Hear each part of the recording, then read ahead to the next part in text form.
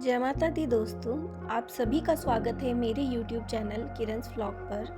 आज इस वीडियो में मैं आपको पूरी तरह माँ कामाख्या देवी के दर्शन की जानकारी देने जा रही हूँ। तो प्लीज़ आप इस वीडियो को पूरा एंड तक देखिए, बिल्कुल भी स्किप मत कीजिए, क्योंकि आज मैं इस वीडियो में आपको बहुत इम्पोर्टेंट जानकारी देने वाली हूँ। तो इसी के साथ हम अपनी वीडियो को स्टार्ट करते हैं।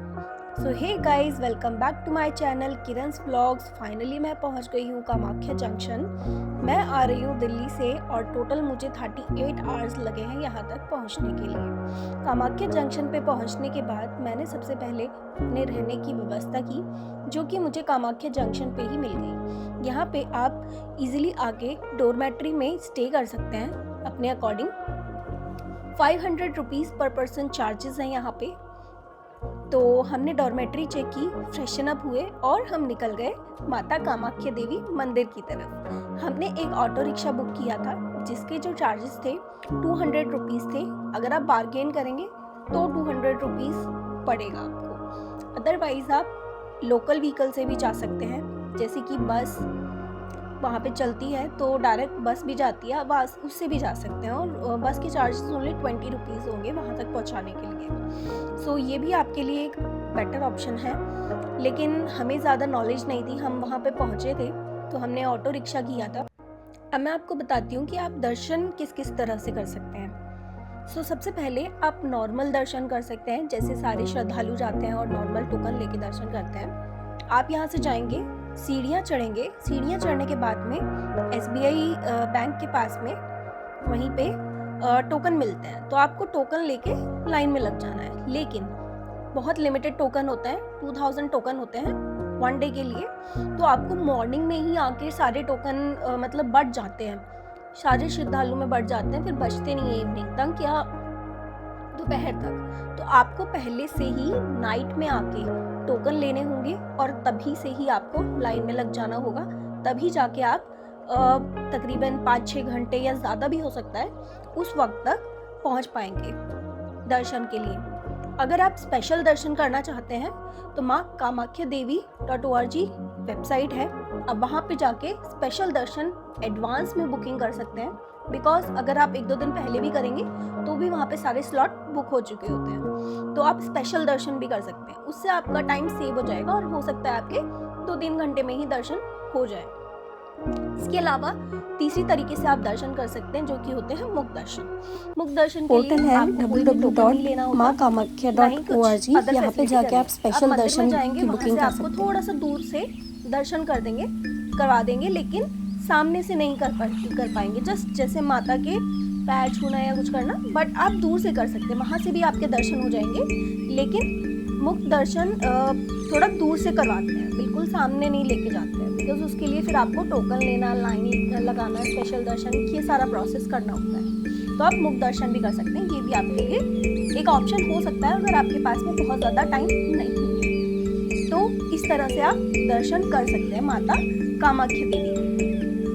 तो दोस्तों, जैसे कि आप लोग जानते ही होंगे कि माँ कामाख्या देवी 51 शक्तिपीठों में से एक है, जहाँ पे माता सती की योनि की थी। तो हम उसी की दर्शन करने के लिए जाते हैं, माता की योनि की पूजा हम करने के लिए जाते हैं। इसीलिए यह शक्तिपीठ बहुत ही शक्तिशाली शक्तिपीठों में से एक माना जाता है। इसीलिए दोस्तों, मैं आपको सजेस्ट करूँगी कि जब भी आप जाएं तो आप प्लीज़ दर्शन बहुत आराम से अच्छे से कीजिएगा। ये कामाख्या देवी के मंदिर की एक सबसे खास बात होती है कि ये श्रद्धालुओं को जल्दी में नहीं भगाते हैं, बड़े आराम से इत्मीनान से दर्शन करने देते हैं। तो गाइस, यहाँ पे पहुँचने के बाद में ये जो सामने आपको घाट नज़र आ रहा है,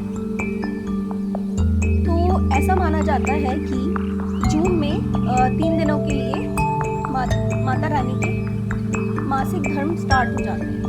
उसी टाइम पर यहाँ पे अम्बुबाची मेला भी लगता है 3 दिनों के लिए। तो उस पीरियड में ऐसा किया जाता है कि माता रानी का जो मंदिर है वो पूरी तरह से बंद कर दिया जाता है। वहाँ पे कोई पूजा नहीं होती, कोई नहीं जाता। उससे पहले वहाँ पे एक सफ़ेद कपड़ा बिछा दिया जाता है। तो जिस 3 दिन अम्बुबाची मेला चलता है जून में, तो उसी 3 दिन ब्रह्मपुत्र रिवर का जो पानी है घाट का जो पानी है वो रेड कलर में कन्वर्ट हो जाता है, और जब मंदिर खुलता है तो जो कपड़ा है, सफ़ेद कपड़ा बिछाया जाता है, वो कपड़ा लाल कपड़े में कन्वर्ट हो जाता है, उस पर ब्लड आ जाता है। तो जब मंदिर खुलता है तो उस कपड़े की पूजा की जाती है और उसको ऐसे प्रसाद की तरह देखा जाता है।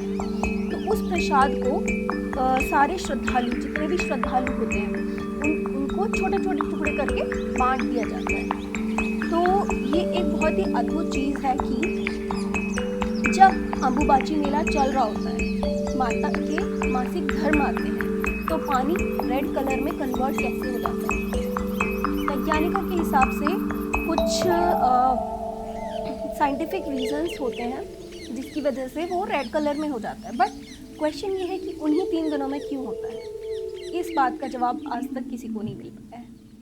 तो ऐसी बहुत सारी चमत्कारी चीज़ें हैं हमारे सनातन धर्म में जो कि हमें देखने के लिए मिलती हैं।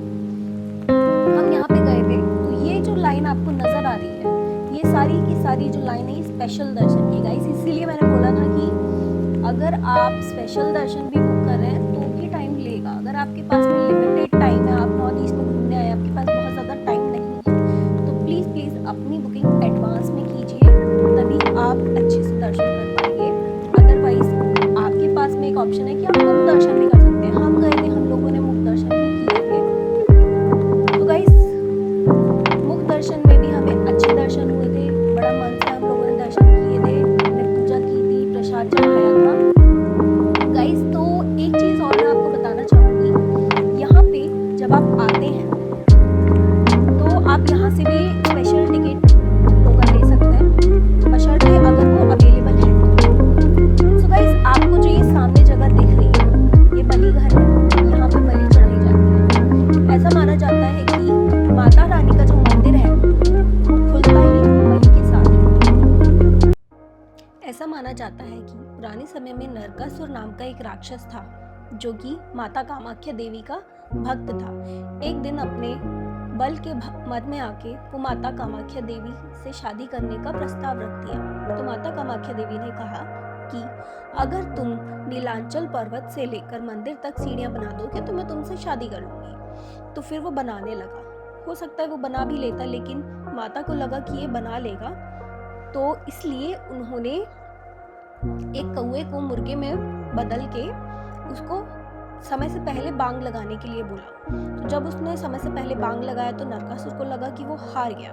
तो फिर उसके बाद नरकासुर को बाद में पता चला कि वो हारा नहीं था, उसके साथ छल कपट हुआ था। तो फिर उसने माता की पूजा बंद करके सभी कन्याओं को, जितनी भी लड़कियां थीं, उन सबको अपहरण करना शुरू कर दिया। तो फिर कामाख्या देवी ने भगवान कृष्ण से रिक्वेस्ट की कि आप प्लीज़ इसको मार दीजिए। उसके बाद में जब कृष्ण भगवान ने उसको मारा तो वहाँ से 16,000 लगभग कुछ लड़कियों को रिहा करके उन्होंने उनसे शादी कर ली थी। तो तभी से ही यहाँ के तांत्रिकों ने ऐसा एक वो बना दिया कि यहाँ पे जो मंदिर में बलि ज़रूर चढ़ेगी। तब से ही ये बलि प्रथा यहाँ पे चलती चली आ रही है। गाइस तो ये कुछ बातें थी जो कि हमें यहाँ पे जाके पता चली। तो दोस्तों इसी के साथ में हमारी वीडियो ख़त्म हो जाती है यहीं पे। अगर आपको मेरी वीडियो में कुछ भी जानकारी मिले या फिर आपको मेरी वीडियो अच्छी लगे तो प्लीज़ आप इस वीडियो को लाइक, शेयर एंड सब्सक्राइब कीजिए, चैनल को सब्सक्राइब कीजिए और इसी तरह की आने वाली वीडियोस को देखते रहिए। Thank you so much.